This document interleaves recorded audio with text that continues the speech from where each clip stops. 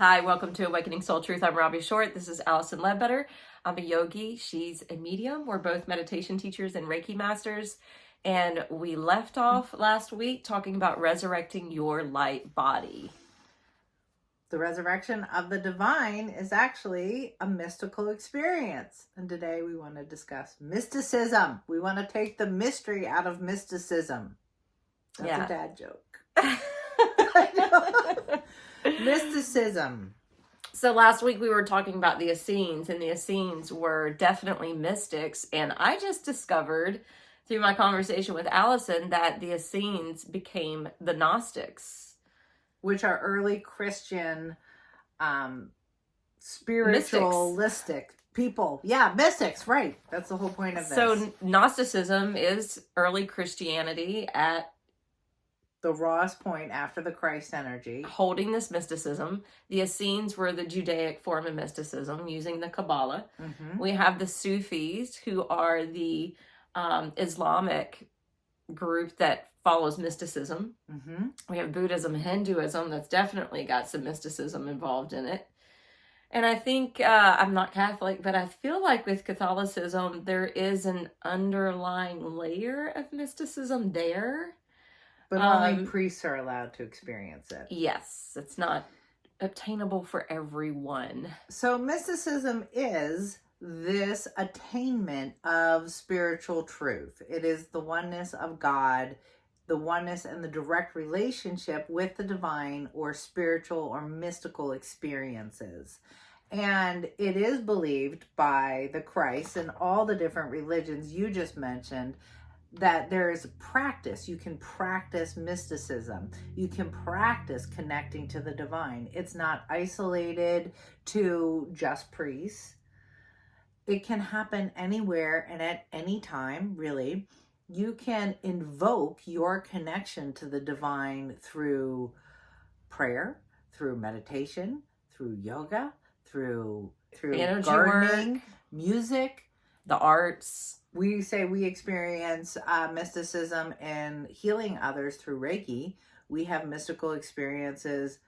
I think every time I turn my hands on, I feel direct connection to the divine. I think it's really important for us to understand culturally that mysticism has been systematically eradicated and demonized and removed from our culture over and over again throughout time and history. Yeah, because the Romans were pushing the Essenes out. Oh, they slaughtered them. And then not push out. That was a mass killing. 1 million of them. And then the Gnostics were basically killed off in Europe. Well, the Gnostics then split off, and there's many different versions of Gnostics teachings and religions. And one group that went into France was called the Cathars. And the Cathars were carrying on that tradition of you can attain connection to the divine or the heavenly layers of the divine and experience that. And they built an entire castle and fortress in France to represent this. And we believe in the 1100s. It's one of the first genocides reported by the Roman Catholic Church, or a crusade that came and wiped out this entire population of Gnostic, Christian, spiritualistic, or mystics. Their entire spiritual world was based on mysticism. And weren't the books banned or buried or destroyed? Because a lot of the Gnostic Gospels that we have were actually at one time a part of the biblical teachings until they were deemed not worthy enough and taken out. So we're finding more and more texts are coming up. In fact, I saw something where this old manuscript that was written in Arabic, written on animal skins, was found in Turkey, and they were reading through it, but the Vatican demanded to see it. The Vatican actually deemed it was one of the earlier biblical writings, but it wasn't the same as the Bible that we have today. There was a lot of different writings, And a lot of the writings pertain to Saint Barnabas. And when the Vatican wanted to see this, to see what this manuscript said, this program was also saying, and it kind of floored me, you already knew this, I knew the Vatican held relics, and I knew they had their own library or trove of treasures that they kind of keep. I didn't realize that they had tens of thousands of books and manuscripts regarding history that they're keeping from the general public. Well, I thought they said it was like 53 miles. 53 miles. 53 miles of books and documents in the Vatican that is not accessible to the public in general. But your point being that this book that was discovered in Turkey, and also the Gnostic Gospels, there's parallels between them, the Book of Thomas. So there's all these other books that came out about the spiritual practice of Christ. Basically, there's been a separation between religion or the church and mysticism. Yes. And these books that they found in Turkey and the Gnostic... There is the Gnostic Bible. So, which contains like the Book of Thomas and other books that you don't find in the current Holy Bible. Yeah. Is because they contain these mystical experiences. And some of these writings actually go back to the 1st century. Mm-hmm. And this is what I don't understand. Some of the Bibles or some of the chapters in the New Testament are actually later than that. So why not go to the earliest writings? Because wouldn't the earliest writings be more of the oral tradition? Yes. And it seems like the farther you get away, the more it's either being controlled and manipulated, or it's getting watered down or changed somehow. Yes, eradicated, because there's not power for a group of people if everyone can hold their own power. Yeah. We believe that the ultimate form of power and the whole entire point of humanity, each individual on this planet, is to know the divine, to know spiritual truth. I feel like that's our purpose. I don't understand when people are like, well, humans don't know their purpose. Absolutely, we know our purpose. It's to discover and experience enlightenment, the Buddha, the divine, love, joy, acceptance, tolerance. The peace that passeth all understanding. Yeah. That's something that every single one of us can relate to. That's something that is part of the very fabric of who we are, this quest for divine truth. And I think for each individual, it's your own accountability, your own responsibility to do this. And that's why I really resonate with the mystics, because the mystics consider themselves to be seekers of truth, seekers of the divine, seekers of experiencing that state of union. Yeah. And as a yogini, that is the whole purpose of yoga. If you read up on the history of yoga, if you read the philosophy of yoga, it is self-realization. It is to experience that joy, that peace, that love, that freedom that only comes from the state of union that you can gain by being with the divine. And what I cannot stand in this modern culture of America is I keep seeing articles and classes and workshops saying demystify yoga.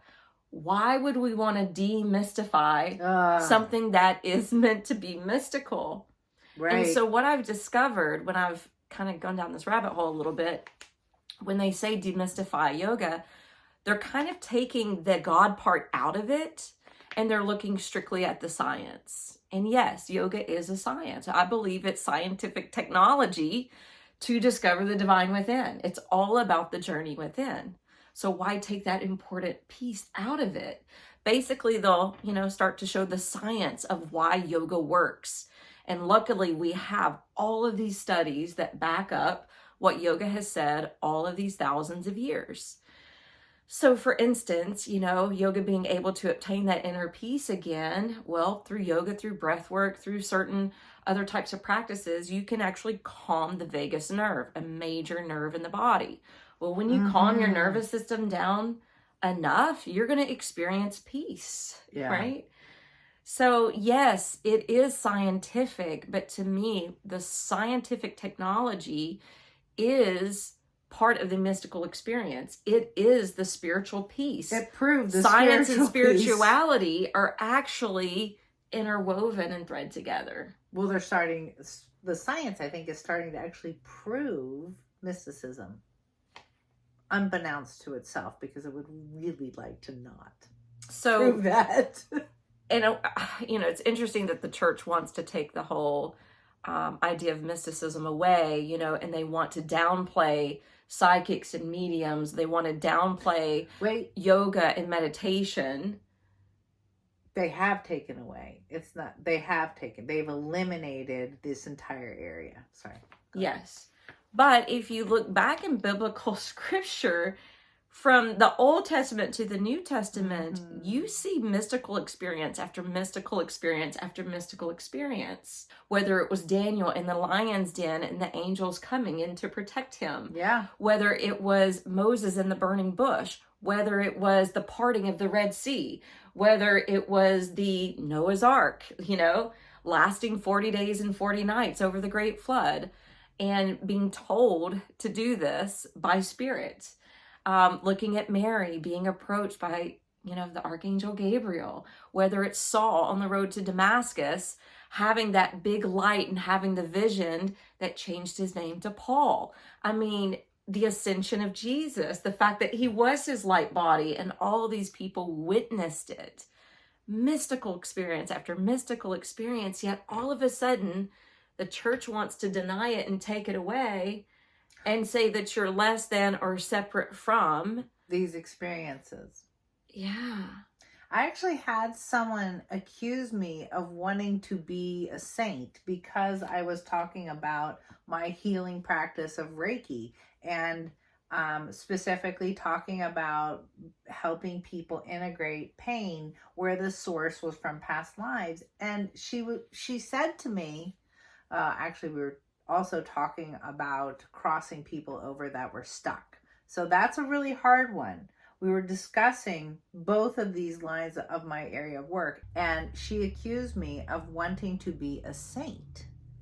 And I thought to myself, my goodness, I don't ever consider myself a saint. I consider myself practicing love. I consider myself being open and allowing the divine to guide me. And this is where it led me. And I've never, ever in my life claimed that my experience was better or more than anybody else's experience. But her interpretation of me, because Catholicism has taught her that people are not allowed to experience it. Only saints can have these experiences. Right. And therefore, I actually became a threat and a problem to her. Interesting. Because, yeah, she had to completely reject me as a person. And it was like, wow.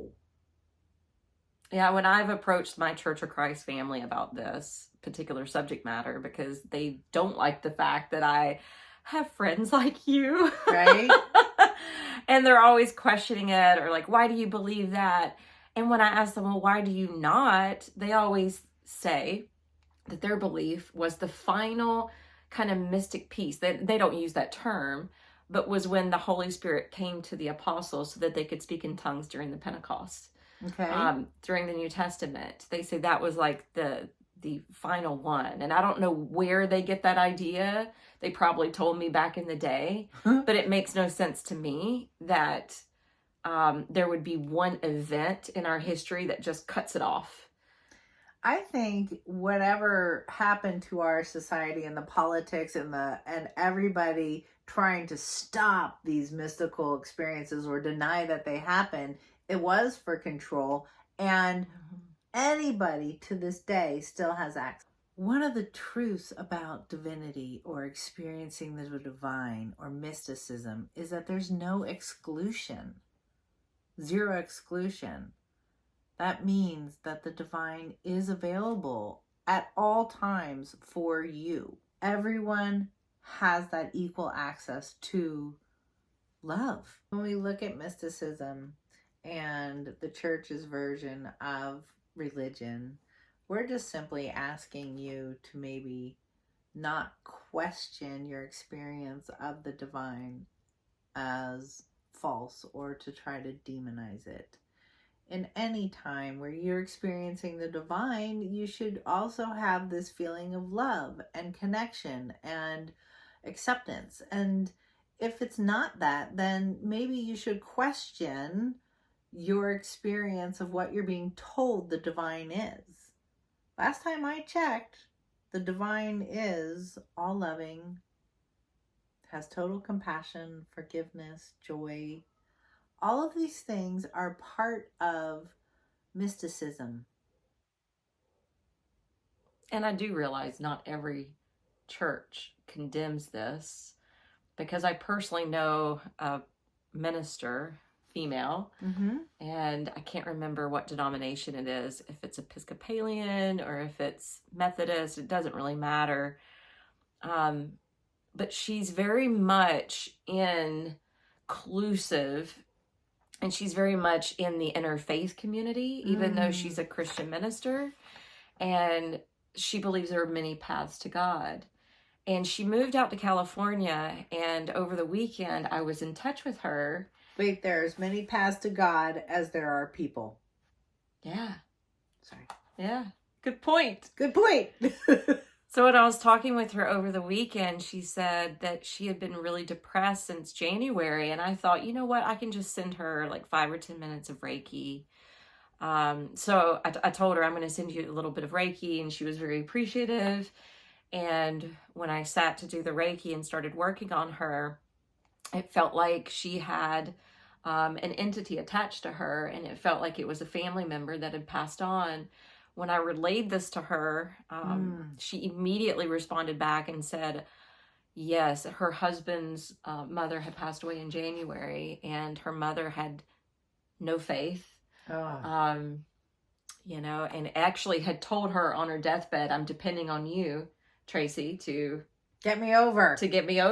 That's real. Cross me over.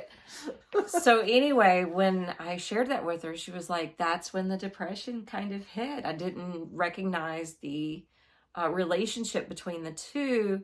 And this, of course, was the day before Easter, and she had to get up and do 3 different services for Easter Day. And anyway, to make a long story short, I told her some different things to do, some affirmations, some cleansing rituals. To let go of. To release it, and to attachment. Help her transcend, to call in the angels and ask them to help open up a portal so that she can cross over. And the next morning, she asked one of her parishioners, who's an acupuncturist and a visionary, and she says, will you work with me with the intention of using this part of the service to pass her mother-in-law over? And the acupuncturist saw the vision of her. Oh, wow. So anyway, we know it's not everybody in the church. Because people can be in the church and experience the divine as loving and of God. That's our only point. And she's obviously open. Right.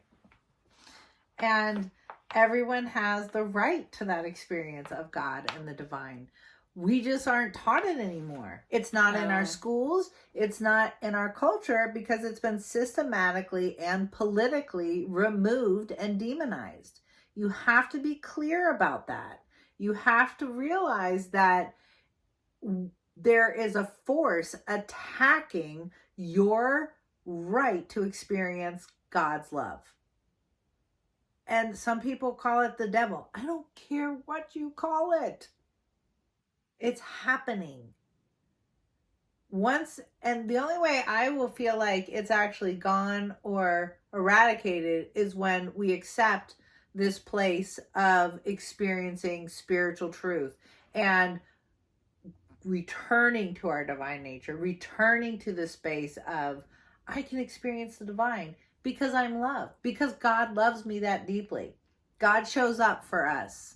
What I really want to see in the world and the way we change is true acceptance. I feel like when you honor each person's connection to the divine, we actually lose that egocentric, I'm more important, or I'm as important as you are. We fall into the space of, we all have value. We all have equal importance. And I'd love to see this in schools. I would love to see us honoring the mystical, in schools. I think it would heal and change everything.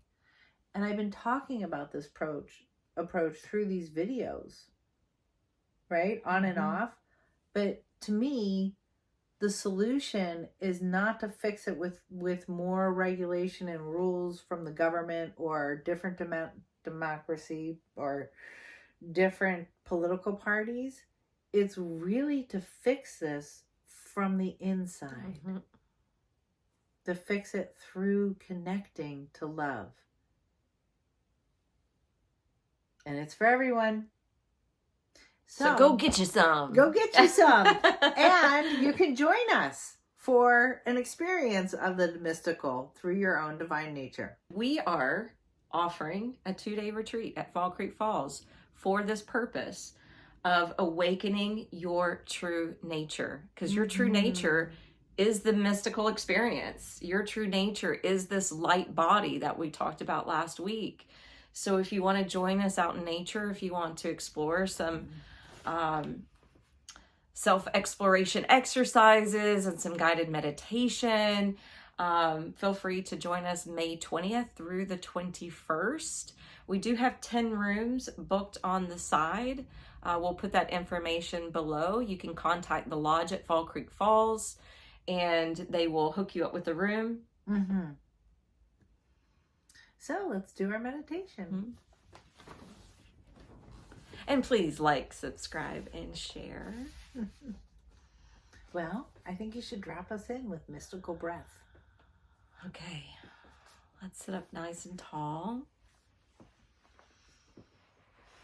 Remembering the astral spine holds all of these energy centers, and they want to cooperate and partner with each other so that we can be illuminated from within,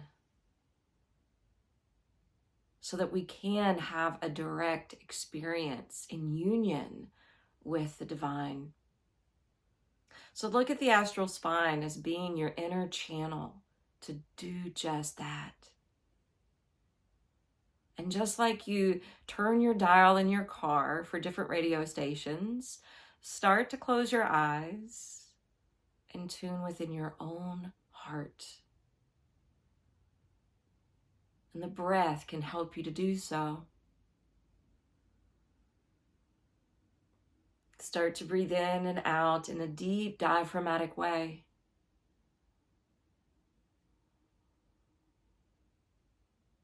Maybe even allowing your inner awareness to notice the ripple effect of the breath as it undulates up and down, not just the front of the body, not just in the center of the body, but in the back of the body. Allow it to be a whole body experience. And notice when you're driving the breath this way, the mind has a tendency to get more centered, clear, and focused.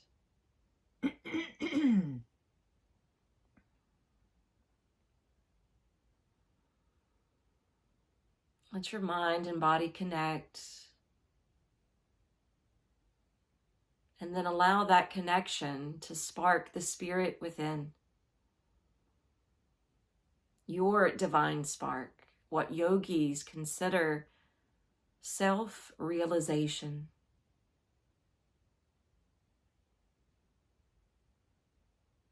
Bind and yoke all of these three components together as one. And not stopping there, but allowing this connection to connect to God.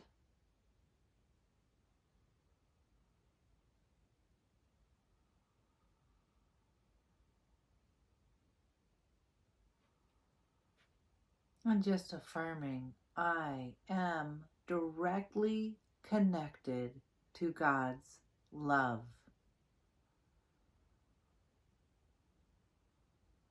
I am directly connected and experiencing God's love.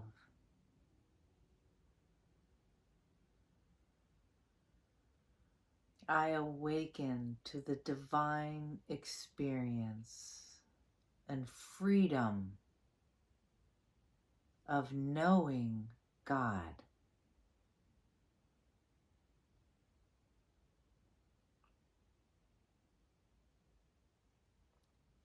I know God intimately and personally.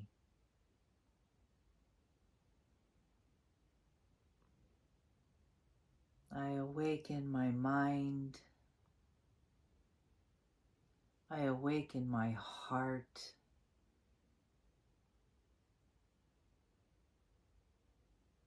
I allow my spark of the divine to blossom.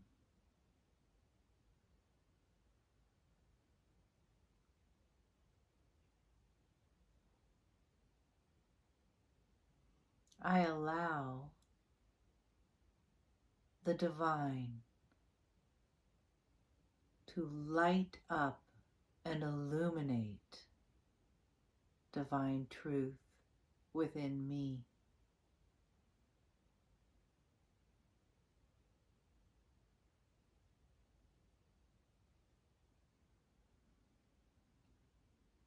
I am a divine being.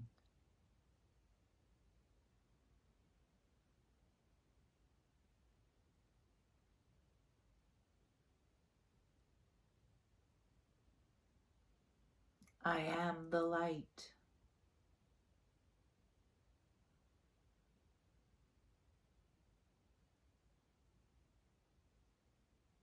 I am the light.